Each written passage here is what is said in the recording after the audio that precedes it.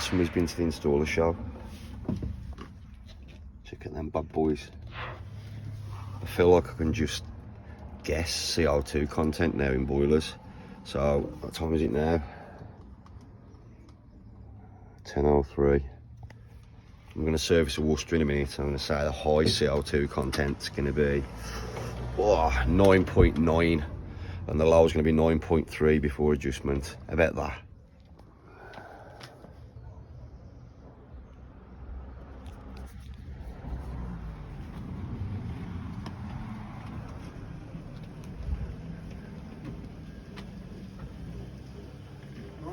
How you doing? You alright? Right. It's warm one again today, isn't it? Isn't it just? You been out on your BMX again? It's not a BMX. It's only an ordinary cycle. Right. How much you got to do today? There ain't a great deal, it'll be about an hour. Strip this down and clean it for you. Just knock that off for a minute. Let's grab my tools. It's cool in this garage. Oh, it's a lot cooler in here. Okay, so we came to a repair yesterday over there. Customer asked us to do a service on this. Not to his knowledge, it's been stripped down yet, so we're just going to start taking it apart and give it a good look. Clean it over. Would have done it yesterday, but it was on the way to the installer show, so, you know, gotta get your priorities right. Let's get a few seals. What we've got, burner skin, electrodes, front door, fan setup.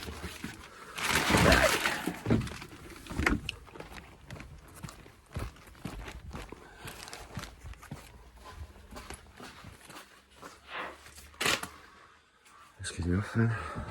10mm bolts, power's off.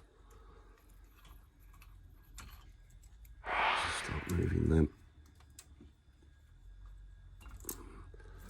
Careful when you pull these off, you don't cut your fingers on the side of the chassis, and also it doesn't snap off. That one's a little bit tight. I'm going to prise that off with a screwdriver. This is going to be one of the reasons why Worcester Bosch boilers ain't serviced properly. £58 for that. Rarely lasts 2 uses, that brush does. Rip off, man. I generally try and twist these off. So the electrodes are going to change on this at some point. Okay, the fan connection's off. There's that little clip on the back of the earth. You have to push in, pop that one off.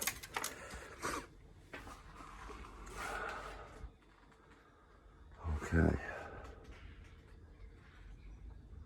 We start stripping it down.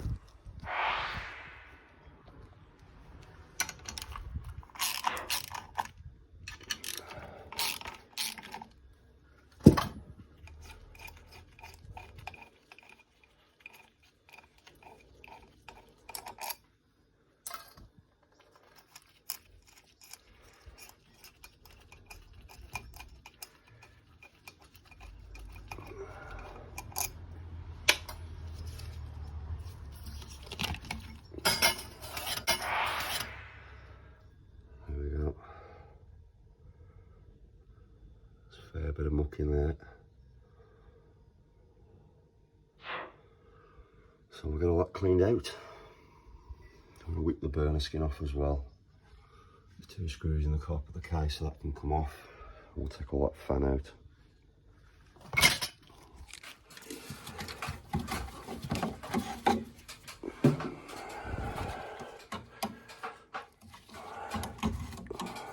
Okay, loose the gas section off.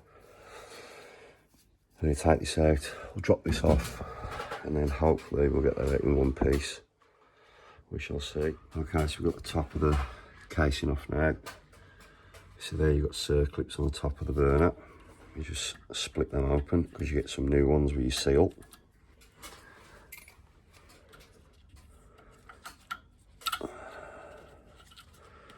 Be hard to do one-handed.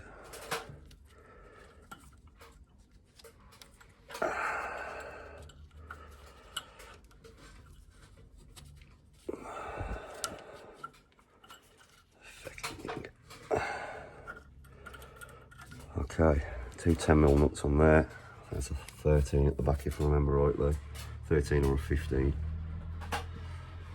I don't take that all the way out. I just leave it loose enough to lift the back of the burner up and slide it out.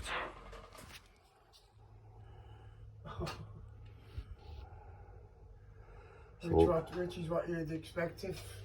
Yeah, it just builds up over the years, you know what I mean? But these, you can get to a point where your fan pressure starts being affected, it'll affect your hot water, the fan won't ramp up to top speed because the heat exchange is blocked.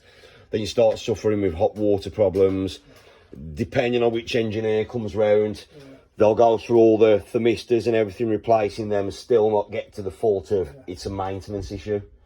How you doing? You alright? I'm nearly good. Nearly good. And nearly as good as you. And nearly as good as you. Watch your step. Let me move that out the way for you.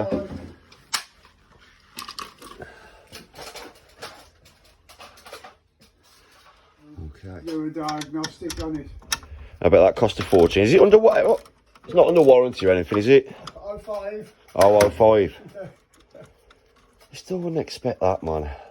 Well, See, they're telling us to get all these flash cars, these hybrids and that, and then when they break, there's no fixing it. It's another car, so think of the carbon footprint on that. that's right. What would you... I'll just go into it.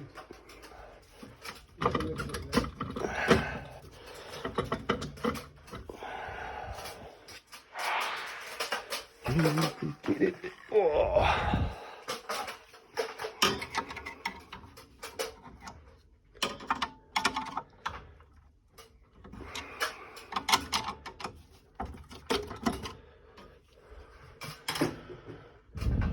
Normally I'd have two hands on that, trying to hold the phone. Need to loosen that just a bit more at the back. There we go. There's your bearing plate. There's your fan out. There's the top of the burner. Okay. So we can clean all that. Check the bearing plate function, bearing split look. So if we come to do a service, we're coming to a boiler we've never worked on before, we don't know it. We're going to inspect just that part there, potentially. Going to see, leave yourself open for any EA fault. The burner just lifts out. These tend to start going red, as you can see, look. Burner seals perishing. Another year or so that would have gone through.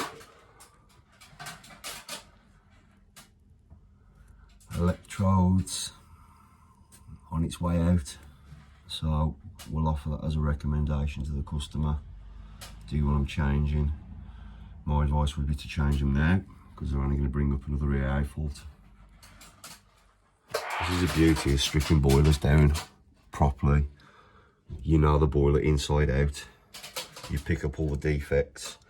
If a customer phones you up after you've made a recommendation to change them and it's an EA fault, it's going to be a chargeable visit to come out, because you know there's something defective inside that appliance. If you change it, the boiler's not going to break down for certain faults. The customer's going to be happy. You did a good job. You're going to keep yourself in business for being thorough and picking stuff up that other people possibly haven't picked up before. You never know. Okay, so before I've started cleaning the heat exchanger, I've just moved all the crap that was in the bottom there. So I've just blew it towards the sump with a bit of Untitled tube. I've just sprayed water, blasted it down. I wanted to make sure there was no hard rocks in there first. I had to get rid of all that. So I'm happy with that. Now I'll start cleaning that out. You literally just rasping through every section with the overpriced service kit in Worcester.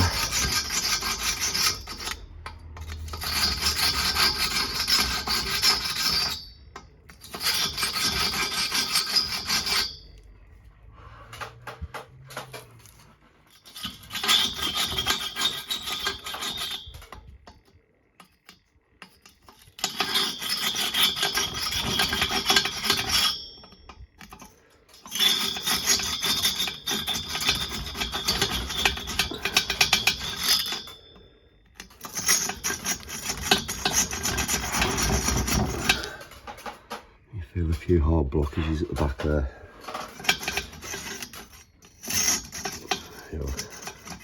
So that won't go as far as the other one. So that will get us to a point where it's possibly beyond no return, man.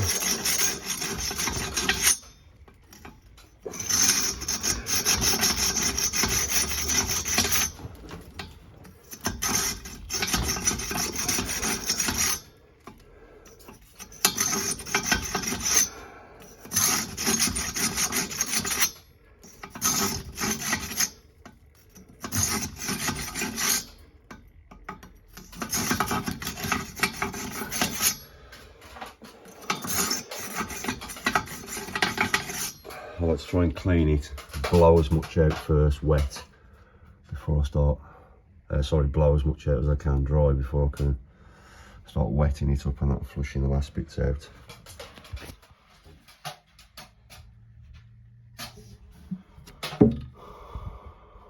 Your electrodes are deteriorating. Yeah. Which are what have I found? So your burner, taking your burner out. Yeah. You see where it's going red? There's a split there, look. Yeah. That's about to go at some point. That's going to get changed now. Your heat exchanger has got muck in it, so we've got that out. Your bearing plate, which is part of one of the seals. Your bearing plate split on that side there. And your electrodes are gone. Yeah. So only one way, isn't the it? beauty of stripping something down, you kind of rectified all these faults with the boiler. Yeah. So possibly, I think those have possibly been done, if I'm honest with you. Because the older the boiler, how old's your boiler? About 15 years, you said, didn't you? Something like that. Less than that, yes. The earlier models had a little sight glass in the centre. And they had a red seal on it, and the red seal perished. So when they replaced it, there was a white seal behind it. And there was no sight glass. So this kind of says to me they've possibly been replaced at some point. But they're just a serviceable part. It's such, they just deteriorate. All that's gone wrong with yours is wear and tear. Yeah. There's nothing mechanically wrong with it. They're just wear and tear parts. Hours of work. Yeah. You know what I mean? Yeah. Spends most of its day working. So I'll whip them in.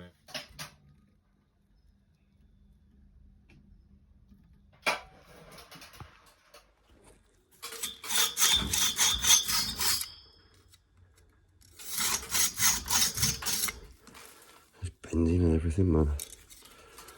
What shit is on you?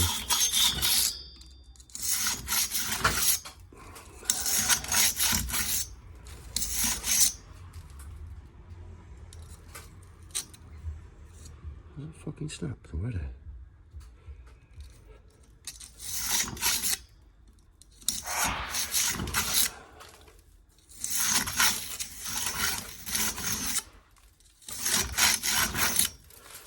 Originally had a fan pressure of minus 4.9, I think it was. Yeah, minus 4.9. So we'll see if this has made any improvement as well.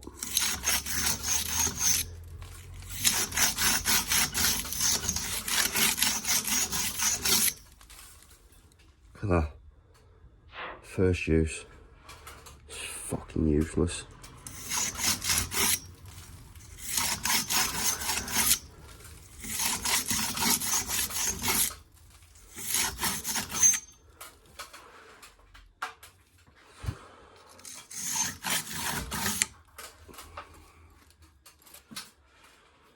Fucking hell, 50 quid, 58 quid for that.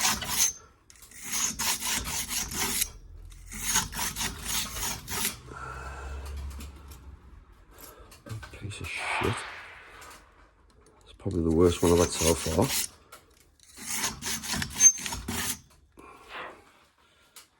Absolute dog shit.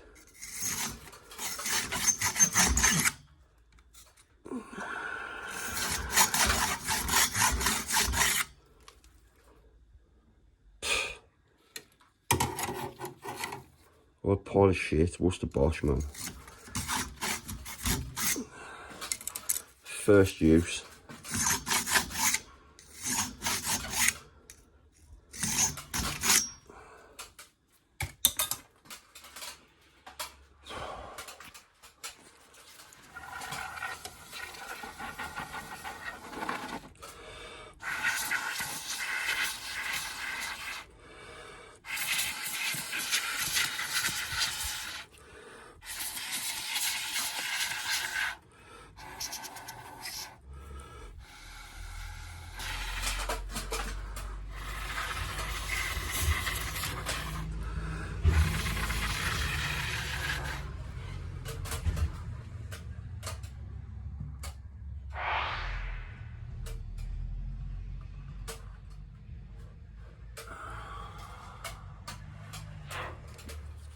Okay, so if you're going to pour water through the top of the heat exchanger now, you're going to need this door on here. So, firstly, I'll try and jet it through with this. Then I'll put my door on, I'll just put a cloth at the bottom, catch any drips. So top to bottom, so I do it. I'm not saying it's the right way, I find it works for me. Somebody else may have a better idea. And then once I've got my door back on, then I'll pour probably 2 litres of water through it, maybe a bit more, and just make sure it's all clean. Okay.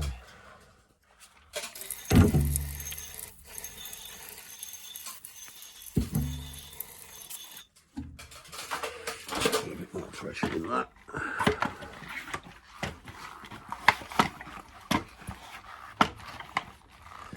Easy one-handed. There's a will, there's a way.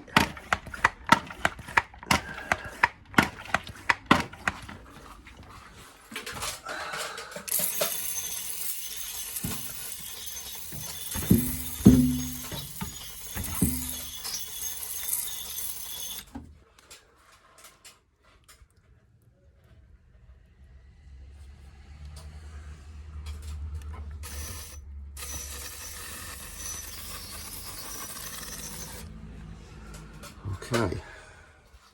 Okay.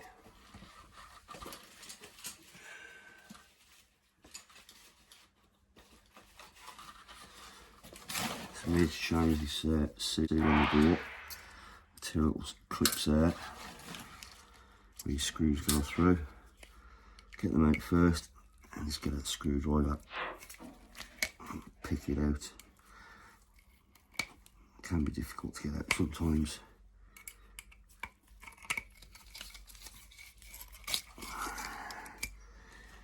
Depending on how bad the boiler is, you're going to get scurf like that build up around there. Sometimes you're going to have to get a file it out, wire brush, clean it all up.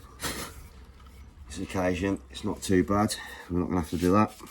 Just give it a bit of a brush up. There's your new skin, it's going back in. And you've got to push that home as well. Put your clips in.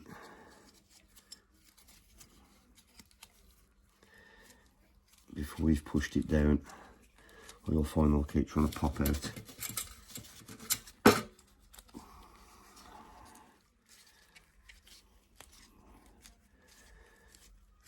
Okay.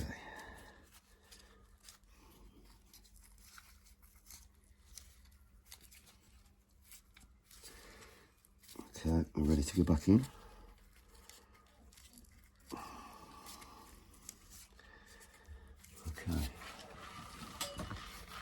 Heat shield, clean off. That one goes back in first. The heat shield goes back in.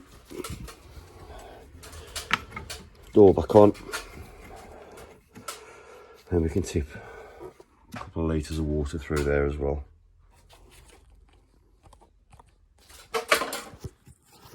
Okay, so the heat exchanger door's back on.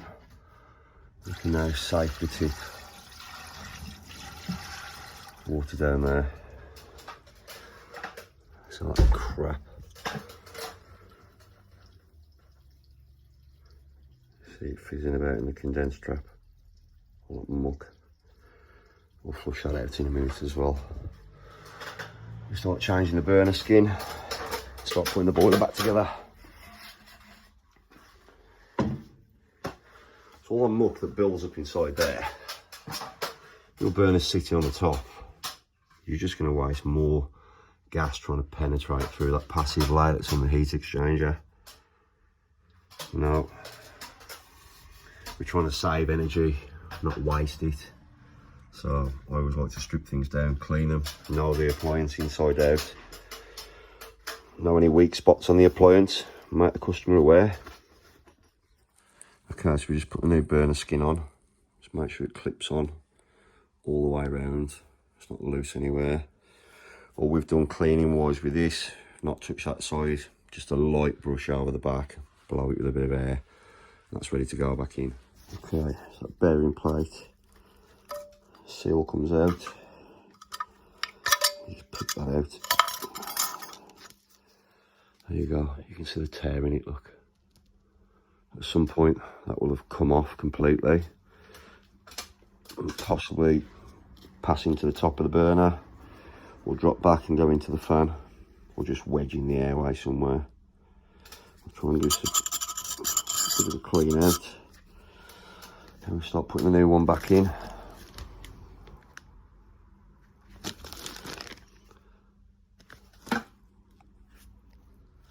That seal's been pinched when it was fitted. No pinch marks on that. So I'd recommend using a ratchet spanner across the back, preferably one that flexes a little bit. Unless you've got an extra long one, your knuckles are going to drag across this. So if it flexes down, it'll help you keep your knuckles away from that and stop you getting slashed to death on a Worcester boiler. Okay, I'm just going to put our circlips back in there. That's all tight. Tighten the fan up. And we are ready to put the electrodes in. Put the electrics back on, give it a test. Oh, we're just going to whip that condenser out first and clean it. Notice this boiler's 13 years old, and the adjustment cap has never ever had a screwdriver in it to be taken out. Amazes me. This boiler's been serviced every year as well, allegedly. So it's just been inspected. We'll see if my magic socks, my magic cane socks. Whoa. See if my magic cane socks on, I can guess the CO2 content. Okay, new electrodes going back in. You can see the difference there in detection electrode. This customer's going to save himself a fortune having these replacing call outs throughout the next year or so, because that will bring up an EA fault. See, look. Everything good on my very good. So that muck there. Goodness me. What will happen is a bit more will come, and it'll fill up, and then it'll stop the water coming out of the boiler. And then that's your condensation water that is there. All these things I've changed on here today that are failing or on the way out will cause you no end of ignition faults. So if you look at every one as a breakdown, that'll be a fault. Someone will come out, they'll repair that fault, but they're not going to look inside the boiler and see the electrodes a year later or 6 months later, whatever. Your electrodes will fail on the same fault again, and they'll just keep coming out and keep coming out. Before you know it, you spent 500-600 pounds in repairs and parts, you know what I mean? So Exactly. you know now that everything's clear and clean. Final thing now, let's just check the expansion pressure. Have to put a pair of good grips on that. There we go, flat expansion as well.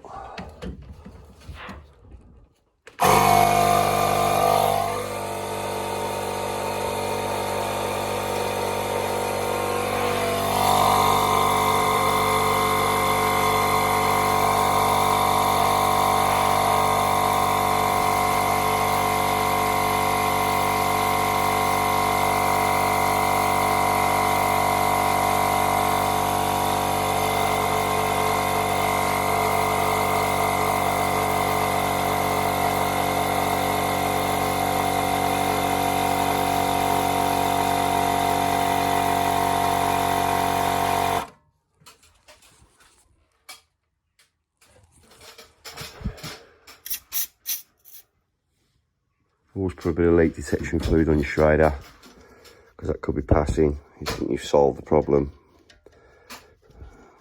Short amount of time later, the customer's going to be calling you back out. Low pressure. Boiler's going to be rising up in pressure and dumping it out the PRV. Okay, that's tight that is. Okay, we can top it back up now. Okay. So we've recharged the expansion, so it's possibly telling us it's been a bit of over pressurisation at some point. We just put a bar of pressure back in. We're just going to see if that PRV is dripping.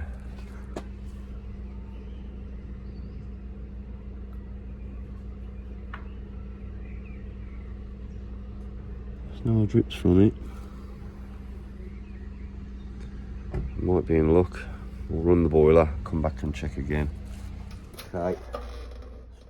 I've got my magic socks on. Cane. I feel like I don't even need an analyzer anymore. I can just guess CO2 contents. So I'm going to guess this is in high fire 9.9.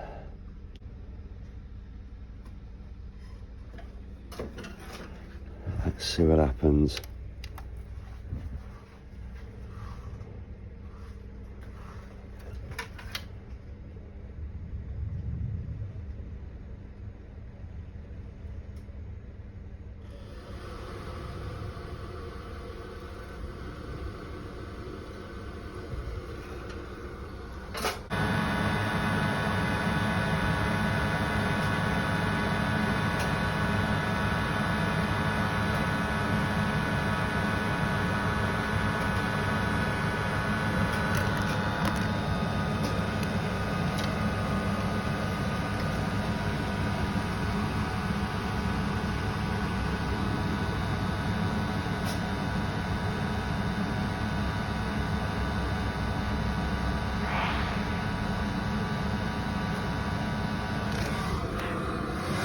Checking our fan pressure. Our fan pressure is now minus 4.71. We quickly checked this yesterday and it was minus 4.09. So as you can see, clean the heat exchanger, bearing plates, so on and so forth, has a positive impact on your pressure, your fan pressure. Everything's checked for the LDF look, your gas connections. And that's how we do a service, and that's why we do a service like that, because it saves customers lots of money during the year on breakdowns.